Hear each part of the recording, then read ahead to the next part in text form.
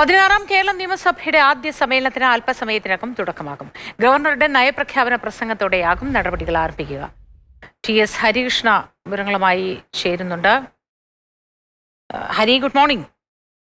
9 മണിക്കാണ് നയപ്രഖ്യാപന പ്രസംഗം ആരംഭിക്കുന്നത് എന്നാണ്. എന്തായി വിശദ വിവരങ്ങൾ എന്തൊക്കെയാണ്?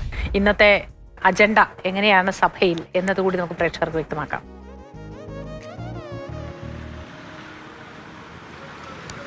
Good morning Moti.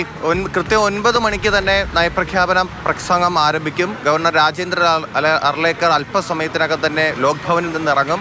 അദ്ദേഹം ലോക് ഭവനിൽ നിന്ന് ഇറങ്ങി നേരെ നിയമസഭാ കവാടത്തിലൂടെ അകത്തേക്ക് കയറും. ഇപ്പോൾ പോലീസുകാരൊക്കെ ഇവിടെ ഉണ്ട്. City police commissioner K. Karthik ഉൾപ്പെടെയുള്ളവർ ഇവിടെ എത്തിയിട്ടുണ്ട്. മാത്രമല്ല മന്ത്രിമാരുടെയും ഈ MLA-മാരുടെയൊക്കെ വാഹനങ്ങളൊക്കെ അകത്തേക്ക് കയറി പോവുകയാണ്. ഓരോ വണ്ടികളുടെയും വാഹനങ്ങൾ, മന്ത്രിമാരുടെയൊക്കെ വാഹനങ്ങൾ പോലീസിൻ്റെ എസ്കോർട്ടോടുകൂടി നിയമസഭയ്ക്ക് അകത്തേക്ക് കയറി പോകുന്ന ദൃശ്യങ്ങൾ നമുക്ക് ഇവിടെ നിന്ന് കാണാം.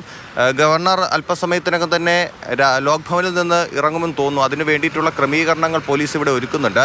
ഈ MLA-മാർക്കും മന്ത്രിമാർക്കും കയറിപ്പോകാനുള്ള കവാടം എന്ന് പറയുന്നത് നിയമസഭയിലെ ഇടത്തെ അറ്റത്തുള്ള ആ കവാടത്തിലൂടെയാണ്. അതായത് ദൃശ്യങ്ങളിൽ കാണുന്ന സ്ഥലത്തുകൂടിയാണ് കയറിപ്പോകുന്നത്.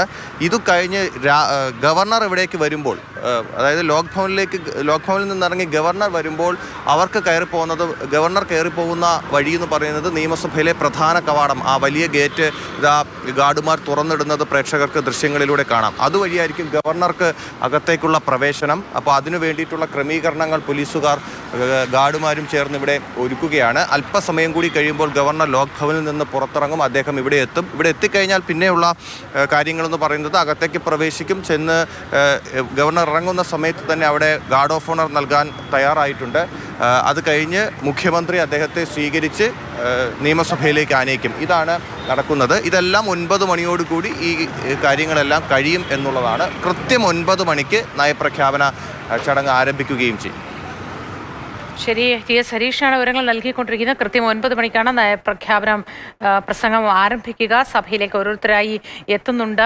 വാച്ച് ആൻഡ് വാർഡിൻ്റെയൊക്കെ നേതൃത്വത്തിൽ സുരക്ഷാ ക്രമീകരണങ്ങളും ശക്തമാക്കിയിട്ടുള്ളത് നമുക്ക് ദൃശ്യങ്ങളിൽ കാണാം. ഇടത്തെ അറ്റത്തെ ഗേറ്റ് വഴിയാണ് MLA-മാർ അടക്കമുള്ളവർ അകത്തേക്ക് കയറുക.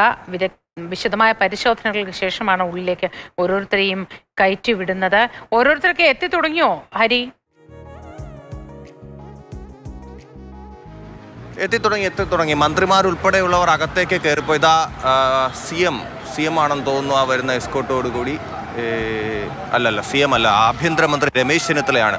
ആ വണ്ടിയുടെ നമ്പർ 9 കേരള സ്റ്റേറ്റ് 9. അത് രമേശ് ചെന്നിത്തലയാണ് ആ വാഹനത്തിൽ വരുന്നത്. ആഭ്യന്തരമന്ത്രി രമേശ് ചെന്നിത്തല ഇപ്പോൾ നിയമസഭയ്ക്ക് അകത്തേക്ക് കയറിപ്പോകുന്ന ദൃശ്യങ്ങളാണ് പ്രേക്ഷകർ കണ്ടുകൊണ്ടിരിക്കുന്നത്.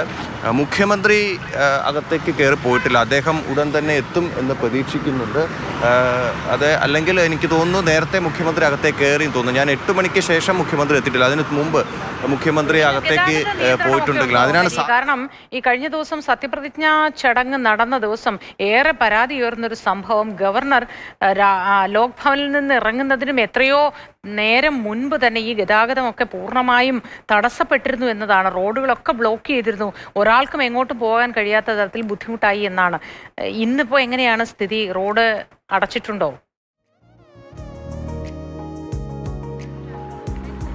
ഗതാഗതം ഗവർണർ ഇറങ്ങുന്ന സമയത്ത് എന്തായാലും ആ ക്രമീകരണം എന്തായാലും പോലീസ് ഏർപ്പാടാക്കും. അങ്ങനെ ഏർപ്പാടാക്കിയാൽ മാത്രമേ അത് കൃത്യസമയത്തേക്ക് ഗവർണർക്ക് ഇവിടെ എത്താൻ കഴിയുള്ളൂ. ആ ഒരു ഗതാഗത ക്രമീകരണം ആ സമയത്തുണ്ടാകും. അത് ലോക് ഭവൻ്റെ പരിസരത്തും ഉണ്ടാകും. അദ്ദേഹം കടന്നു വരുന്ന വെള്ളയമ്പലം, PMG ഈ ഭാഗത്തൊക്കെ കൃത്യമായിട്ട് ഗതാഗത നിയന്ത്രണം ഉണ്ടാകും. അത് ഇന്നും ഉണ്ടാകും.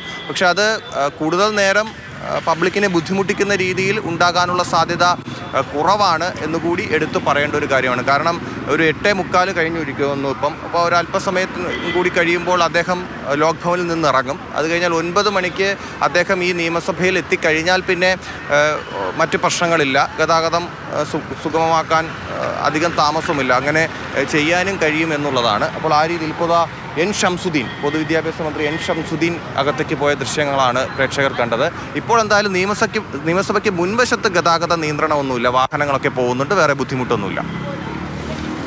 ശരി ഹരി, ഇപ്പോൾ ഗതാഗത തടസ്സമൊന്നുമില്ല. പക്ഷെ ഗവർണർ ഇറങ്ങുന്ന സമയമാകുമ്പോഴേക്കും ആ റോഡ് അടയ്ക്കും എന്ന കാര്യം ഓർക്കുക. മനസ്സിൽ യാത്ര ചെയ്യുന്നവർ 9 മണിക്കാണ് നയപ്രഖ്യാപനം ആരംഭിക്കുക. സമയം ഇപ്പോൾ 9 മണിയോടടുക്കുന്നുണ്ട്. അതുകൊണ്ട് തന്നെ വളരെ കൃത്യമായി യാത്ര പദ്ധതി ഇടുക കൂടി വേണമെന്നൊന്ന് ഓർമ്മിപ്പിക്കുന്നു. 8:46 ആയിട്ടുണ്ട് സമയം. സഭയിലേക്ക് ഓരോരുത്തരായി എത്തിക്കൊണ്ടിരിക്കുന്നു. ആഭ്യന്തരമന്ത്രി രമേശ് ചെന്നിത്തല എത്തിയിട്ടുണ്ട്. MLA മാർ ചിലരൊക്കെ എത്തിക്കൊണ്ടിരിക്കുന്നു. ഉദ്യോഗസ്ഥരൊക്കെ സജ്ജമാണ്. പോലീസ് വാച്ച് ആൻഡ് വാർഡിൻ്റെയൊക്കെ നേതൃത്വത്തിൽ എല്ലാ ക്രമീകരണങ്ങളും സജ്ജമാണ്. ഇന്ന് 16ാം മന്ത്രിസഭയുടെ നയപ്രഖ്യാപന പ്രസംഗം നടക്കുന്ന ദിവസം കൃത്യം 9-ന് തന്നെ പ്രസംഗം ആരംഭിക്കും.